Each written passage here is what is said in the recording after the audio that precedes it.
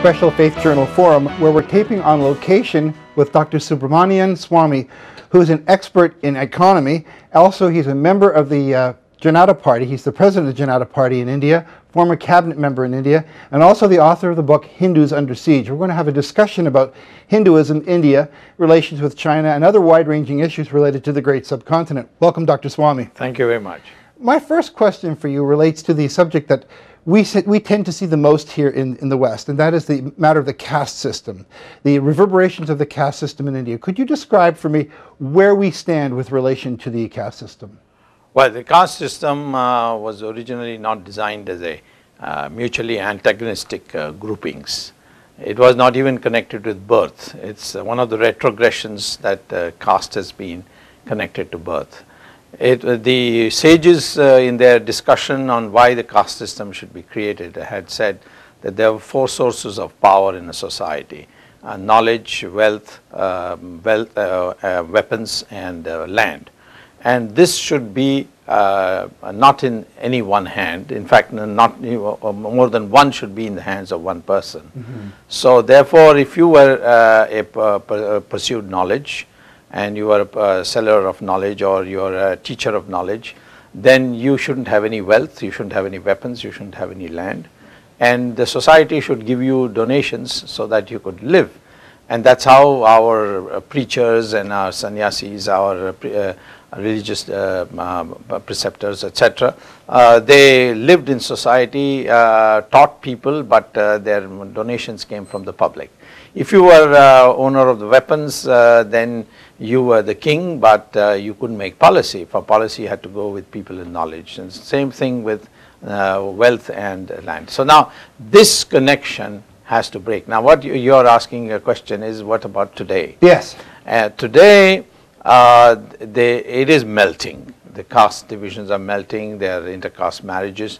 But the most significant development that has taken place in the last 3 months is the fact that the two mutually antagonistic castes which grew over the centuries was the so-called untouchable caste or scheduled castes and the Brahmins. They coalesced together in a political party and gave that party a majority in the biggest, most populous state of the country, the Uttar Pradesh state. And a ex-untouchable caste lady became the chief minister or the equivalent of a governor. I recall this, but you know, the thing that's interesting is the caste system appears to be embedded in spite of legislation. You cannot legislate people's emotions. You cannot legislate the way people think. Do you really believe the caste system is going? It is melting, yes. The only place where people feel very strongly about castes are two. One, when it comes to elections, and two, when it comes to marriages. In other places, you can see here and there bigoted people acting on the basis of caste. But I think in the urban centers, there's hardly any. In the rural areas, we now find teachers who don't belong to the Brahmin caste. There are others from other castes. They're getting appointed by central legislation. And naturally, therefore, the melting process is going on. How fast it will go towards the end, I can't say, but it's quite clear that caste has become irrelevant. You know, you've written this book, Hindus Under Siege, and we tend in the West to think of the caste system as being endemic to the Hindu religion. Yes. Explain that first, please. Well, first of all, our religious scriptures are divided into two parts. One, which is revealed knowledge, which you can't amend, and the Vedas come in that. Then there is something called ordained by priests, which is called Shruti, Smriti literature, which can be amended from time to commentary. Time. It's not commentary, it's codes. You know, when a girl should get married, what should be the boy's responsibility, what the parents' responsibility. All these codes are part of the Smritis, and the Smriti can be amended, and much of all this business of castes is in the Smriti. So therefore, there is no religious sanction that caste should remain. It just happens to be convenient. Certainly convenient for politicians, because then you don't have to say, I built you a road and I built you a dam or I brought you electric power. You say, I'm your caste man. If I get defeated, then somebody else's caste man will become the representative. So a different form of social stratification. Yeah. But one of the things we've followed on this particular TV program over the years is news of people converting to Buddhism or Christianity, rather large-scale conversions. Why does that take place? We understood that was to escape the strictures of a caste system. I don't agree that the conversions are large scale. Even today, the Buddhist population has not crossed 1%. I think, first of all, if anybody converts to Buddhism, a Hindu will not feel upset because of the fact that Buddha was a great son of the Hindu. He was the incarnation of Vishnu, and all that he preached was a reform of Hinduism, which most of us accept today. That's not a problem. The problem arises out of the fact that there are still people who who think that Hinduism should be practiced in a certain obscurantist way, and that creates a problem.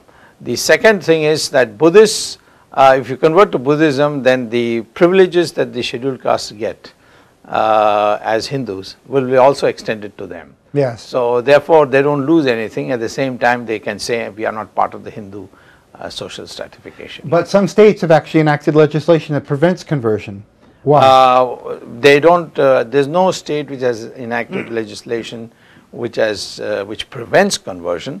But there are legislations, and surprisingly, in Congress ruled states began the process, and the latest one is also a Congress party ruled state of Himachal Pradesh, which is to prevent induced conversion. Okay, explain. Where money is involved or coercion is involved, and but if an individual converts, even under the act, there is no bar. But it's okay to reconvert back to Hinduism. There is no. If somebody says my ancestors are Hindus and I want to reconvert, you don't need any priest's permission. You just say I'm a Hindu, and the Hindus don't have a conversion ceremony. Okay. So are people converting to escape the stricture of the caste system? Yes, that the original motivation that led to conversion was partly that, partly also there was 800 years of Islamic rule and 200 years of British rule, which was Christian, and both these definitely made it a disadvantage to be a Hindu, and the weakest link in that was those who were the most poor, and the most poor therefore converted. But then conversion took place across all castes. Even today I meet many Muslims who say that my great-grandfather was a Brahmin from this place or that place. He can, one of the most famous editors of our newspapers called M.J. Akbar, he has written a book called Blood Brothers, where he says that my grandfather was a Kshatriya, that is the warrior class. Right. Okay, after the break I want to continue this discussion. Please stay with us, we'll be back soon.